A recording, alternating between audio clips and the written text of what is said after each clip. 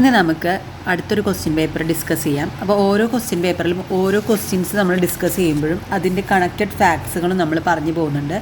അതിൽ ഓപ്ഷൻസിൽ വരുന്ന ഫാക്റ്റുകളാണ് കൂടുതലും പറയുന്നത്. അപ്പോൾ നമുക്ക് ഒരു ക്വസ്റ്റ്യനിൽ നിന്ന് തന്നെ ഒരു 10ഓളം ഫാക്ട്സുകൾ കിട്ടും. ഇതൊക്കെ നമ്മൾ എഴുതി വെച്ച് പഠിക്കണം, റിവൈസ് ചെയ്യണം. അങ്ങനെ നമ്മൾ പഠിക്കുമ്പോൾ കുറച്ചും കൂടി ഈസി ആയിരിക്കും. കാരണം ക്വസ്റ്റ്യൻ പേപ്പർ ബേസ്ഡ് പഠിച്ചു കഴിഞ്ഞാൽ PSCയുടെ ഒരു രീതി എന്താണെന്ന് നമുക്ക് മനസ്സിലാക്കാൻ പറ്റും. അപ്പോൾ അതുമായിട്ട് ബന്ധപ്പെട്ട ക്വസ്റ്റ്യൻസ് തന്നെ ആയിരിക്കും കൂടുതൽ വരുന്നത്. അപ്പോൾ ആദ്യത്തെ ക്വസ്റ്റ്യനിലേക്ക് കടക്കാം. രൂപീകരണ പ്രക്രിയയുടെ അടിസ്ഥാനത്തിൽ ശിലകളെ പ്രധാനമായി 3ആയി തിരിച്ചിരിക്കുന്നു. അത്തരം ശിലകളുടെ പേരും അവയ്ക്ക് ഉദാഹരണങ്ങളും താഴെ നൽകിയിരിക്കുന്നു. ശരിയായ ജോഡികൾ തിരഞ്ഞെടുക്കുക. അപ്പോൾ ആദ്യത്തെ ചോദ്യം എന്താണ്? ഇതിൽ കറക്റ്റായിട്ടുള്ളത് തിരഞ്ഞെടുക്കാനാണ് പറഞ്ഞിരിക്കുന്നത്.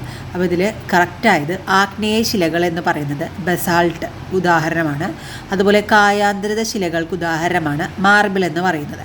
അപ്പോൾ ആഗ്നേയ ശിലകൾ ബസാൾട്ട്. അപ്പോൾ ഇതിൽ അവസാദ ശില എന്ന് പറഞ്ഞ ഗ്രാനൈറ്റ് എന്ന് പറയുന്നത് എന്തിൻ്റെ ഉദാഹരണമാണ്? ഗ്രാനൈറ്റ് ആഗ്നേയ ശിലകളുടെ ഉദാഹരണമാണ്. ആഗ്നേയ, ഗ്രാനൈറ്റ്, ഗ എന്ന് പറയുന്നില്ലേ, ഗ എന്ന് പറയുന്നത് ഗ്രാനൈറ്റ്, അങ്ങനെ ഓർത്ത് വയ്ക്കുക. ബസാൾട്ട്, ആഗ്നേയയുടെ ഇത് ബസാൾട്ടും ഗ്രാനൈറ്റും എന്താണ്? ആഗ്നേയശിലകളുടെ ഉദാഹരണമാണ്. അതുപോലെ കായാന്തരിത ശിലകൾ, കായ, മാർബിൾ അതാണ് കായാന്തരിത ശിലകൾക്ക് ഉദാഹരണം. ഇനി ചുണ്ണാമ്പ് കല്ല് എന്തിന് ഉദാഹരണമാണ്? അവസാദ, ചുണ്ണാമ്പ്, അവസാനം, ചുണ്ണാമ്പ് കല്ല്, അവസാദ. ഓക്കെ, ഇനി നമുക്ക് അവസാദ ആഗ്നേയശിലകൾ എന്താണെന്ന് നോക്കാം. ആഗ്നേയശിലകൾ എന്താണ്?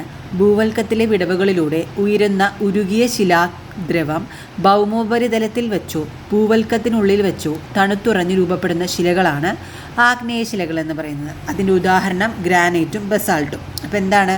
ഭൂവൽക്കത്തിലെ വിടവുകളിലൂടെ ഉരുകിയ ശിലാദ്രവം എവിടേക്ക് വരുന്നു? ശിലാദ്രവം ഭൗമോപരിതലത്തിൽ വെച്ചോ അല്ലെങ്കിൽ ഭൂവൽക്കത്തിൽ വെച്ചോ തന്നെ അത് തണുത്തുറയുന്നു. അങ്ങനെയുള്ള ശിലകളെ എന്താണെന്ന് പറയുന്നത്? ആഗ്നേയ ശിലകൾ എന്ന് പറയുന്നു. അതിന് ഉദാഹരണമാണ് ബസാൾട്ടും ഗ്രാനൈറ്റും. അപ്പോൾ ഈ ഉദാഹരണം തന്നെയാണ് ഓപ്ഷൻസിൽ ചോദിച്ചിരിക്കുന്നത്. ഇത് ടെക്സ്റ്റ് ബുക്കിൽ നിന്ന് എടുത്തതാണ്. അപ്പോൾ നോക്കി, ഗ്രാനൈറ്റും ബസാൾട്ടും ആ ഓപ്ഷൻ തന്നെ ഇതിൽ നിന്നാണ്, ടെക്സ്റ്റ് ബുക്കിൽ നിന്നാണ് കൂടുതലും ചോദിച്ചിരിക്കുന്നത്. ഇനി മറ്റെല്ലാ ശിലകളും ആഗ്നേയ ശിലകൾക്ക് രൂപമാറ്റം സംഭവിച്ച് രൂപം കൊള്ളുന്നതിനാൽ ആഗ്നേയ ശിലകൾ പ്രാഥമിക ശിലകൾ എന്നറിയപ്പെടുന്നു. അപ്പോൾ ഈ ആഗ്നേയ ശിലകൾ എന്താണ്? പ്രാഥമിക ശിലകൾ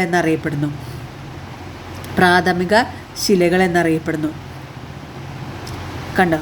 UPSCയുടെ സ്കൂൾ അസിസ്റ്റൻ്റ് 2016 ചോദിച്ച ചോദ്യം എന്താ നോക്കിയേ? എല്ലാ ശിലകളും താഴെ പറയുന്ന ഏത് ശിലയിൽ നിന്നാണ് രൂപം കൊള്ളുന്നത്? അതെന്താണ് ഉത്തരം? ആഗ്നേയശില. അപ്പോൾ ടെക്സ്റ്റ് ബുക്ക് ബേസ്ഡ് ആണെന്ന് നമുക്ക് ഇതിൽ നിന്ന് തന്നെ മനസ്സിലാക്കാൻ പറ്റും അല്ലേ?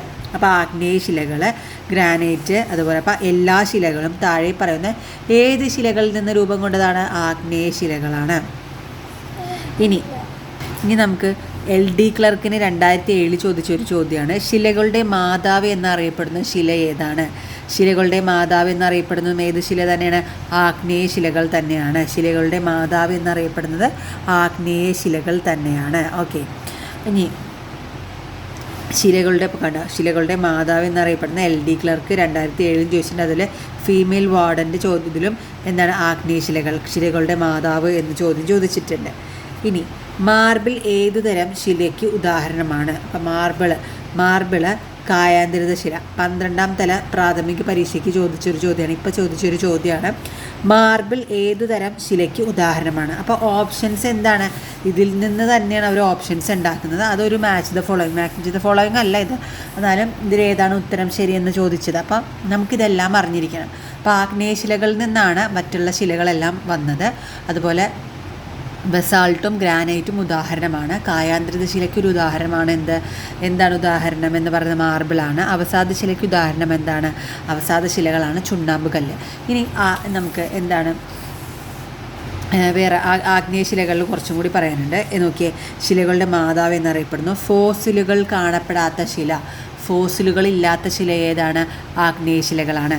ഭൂവൽക്കത്തിൽ ഏറ്റവും കൂടുതൽ കാണപ്പെടുന്ന ശില, അപ്പോൾ ഇതിൽ ബസാൾട്ട്, ഡോളമൈറ്റും ഒരു ഉദാഹരണമാണ് കേട്ടോ.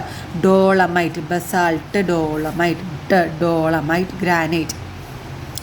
ഇനി അടുത്തത് അവസാദ ശില എന്ന് പറയുന്നത് എന്താണ്?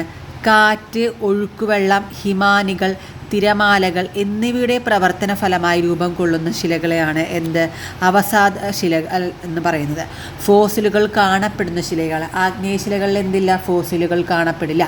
അവസാദ ശിലകളിൽ എന്ത് കാണപ്പെടുന്നു? ഫോസിലുകൾ കാണപ്പെടുന്നു. കാരണം എന്താ? ഇവിടെ കാറ്റ്, ഒഴുക്കുവെള്ളം, ഇങ്ങനെ ഒഴുക്കുവെള്ളം, ഹിമാനികൾ, അതിൻ്റെ ഫലമായിട്ടാണ് രൂപം കൊള്ളുന്ന ശിലകളാണ്. അപ്പോൾ ആ ഒഴുക്കിലൂടെയൊക്കെ ഫോസിലുകൾ എന്ന് വെച്ചാൽ എന്തെങ്കിലും ജീവജാലങ്ങളൊക്കെ ഒഴുകി ഫോസിലുകൾ അപ്പോൾ കാണപ്പെടും, ഉറപ്പായിട്ടും എന്തായാലും കാണപ്പെടും. അപ്പോൾ അതിനൊരു ഉദാഹരണം എന്താണ്? കളിമണ്ണ്, ക്വാർട്സ്, മണൽക്കല്ല്, കൽക്കരി, ചുണ്ണാമ്പ് കല്ല്.